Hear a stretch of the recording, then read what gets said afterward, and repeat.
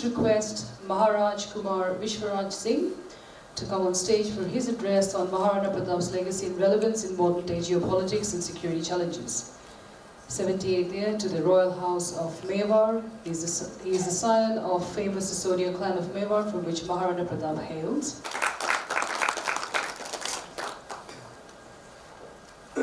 To the Usanas Foundation, our most distinguished invitees and guests, and members of the audience.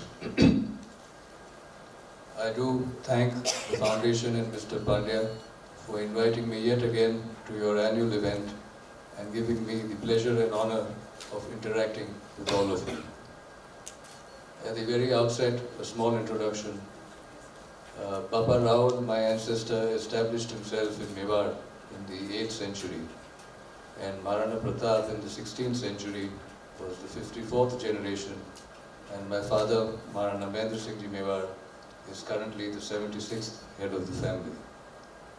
In all humility, I add that there are many of my ancestors who have achievements to the credit of a very high standard. Be it Baba Rao, whose outposts ensured when India was free of invaders up till the 12th century. Be it Maharana Kumar, who never knew defeat, whose knowledge of architecture and the arts is well known. Be it Maharana Sangha, who faced Babur. Be it Maharana Raj Singh Ji. And in today's times, Maharana Pratap has caught the imagination of many, and as now he does epitomize the history of my family. Shukraniti, strategy, turmoil, trouble, uncertain times. These are all topics for discussion in these 2 days over here. Understandably, the world today is far more complex given the various interdependencies, and discussing these topics in today's world is something best left to our distinguished guests who have years of experience. It is only my endeavor to put these words in a historical context, to try and bring out any guides and any guidelines that we may receive from the past.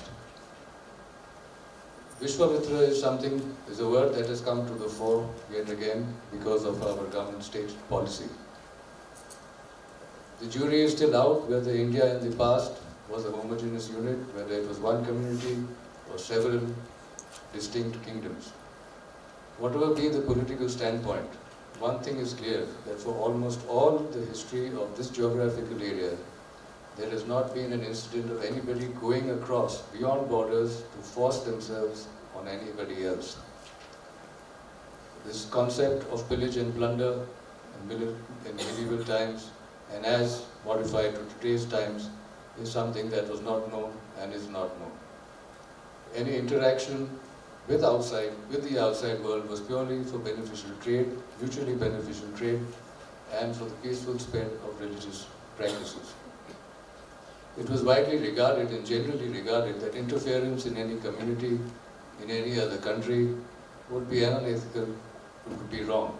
And in our history, we see the greatest battles, the greatest victories, and the greatest defeats have always been against outsiders. When you speak of ethics, Shukraniti comes to mind. It does involve morals and ethics, public thought and governance. And together with that also comes strategy. Many would think that they are mutually exclusive, given that very often strategy involves the ends justifying the means. At the very best, in today's times, we can accept that morality is an ideal, thereby implying that we can set it as a goal, but to adopt it regularly is something that's impractical. But what we learn from history, and especially from Maharana Pratap, is that it is morals and ethics that make for unbeatable strategy. I give you a few examples. One is immediately after the demise of Maharana Pratap's father, Maharana Uday Singh Ji, Maharana Pratap's younger brother Jagmal claimed that he was the head of the family. He was promptly removed by the nobles of Mewar. Another younger brother of Maharana Pratap, he was installed as the Maharana by Akbar in Chittor, which was then under the Mughals. He continued for many years under the protection of Akbar, but was never popularly accepted. This is one situation where the age-old strategy of divide and rule, spread confusion, failed against the noble intent of just doing what is right. The episode of Governor Man Singh Ji of Jaipur being sent by Akbar to persuade Maharana Pratap to join the court is well documented. But little thought is given to why Man Singh Ji was chosen and no other. Maybe he was the most capable. But there is also another aspect to this, because we only have to go back a couple of generations, where Maharana Pratap's grandfather, Maharana Sangha, Akbar's grandfather, Babar, and Governor Man Singh Ji's grandfather were all contemporaries. At that time, before Man Singh Ji's family aligned with the Mughals, they paid a tribute by way of taxation to Maharana Sangha. So therefore, choosing Governor Man Singh Ji to come to Jaipur could very well have been a multi-pronged strategy, a kind of taunt to show how things have shaped up, a threat to how things may unfold later on, as well as a tug that families that are associated for a long time with each other would feel toward each other. This multi-pronged strategy also failed in front of the noble intent of freedom and sovereignty. Social integration is something that we all look at today, and if you go down the centuries, we see that civilian life in Mewar and for most of India, there has never been a disturbance. There may have been divisions, but there was never antagonism.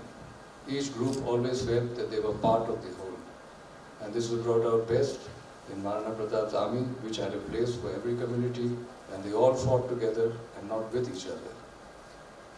Financial discipline is another area that we struggle. There were centuries of conflict in Mewar, and it is obvious that such struggle cannot continue without funds. It was the stated policy of the state to have funds secured in different areas, hidden so that they can be accessed at any times. This was the discipline that allowed the struggle to continue for generations. Social integration, financial discipline, two big challenges today to accompany them by just doing what they believed was right. If we come down to today's times and look at Maharana Pratap, we see that especially over the last 2-3 decades, there have been many individuals, many communities, societies, politicians, all trying to associate themselves with their name, and most of them have not made even an iota of effort to try and adopt any of the principles that he stood for. In fact, there have been times that history has sought to be altered to suit their ends. It does seem that the further we move away from the ideal, the greater is the need to associate with what we think or who we think is the ideal. But there is hope because society keeps changing, and as we are now discussing and talking about principles, it is believed that later on it would filter down into the collective mindset. For we all know that it is only by trying to adopt principles of those we revere that we truly pay them homage. And it is also known in various instances all around the world that it is noble intent and the belief in what is right that is a far stronger and more resilient motivator than any fleeting reward. So we can only be ever grateful to heroes like Maharana Pratap to provide us with guidance well after they have departed. I do thank you for inviting me here once again, for lending me a patient ear, and I do extend my good wishes for the success of this event and for all of you to enjoy your stay in Jaipur. Thank you.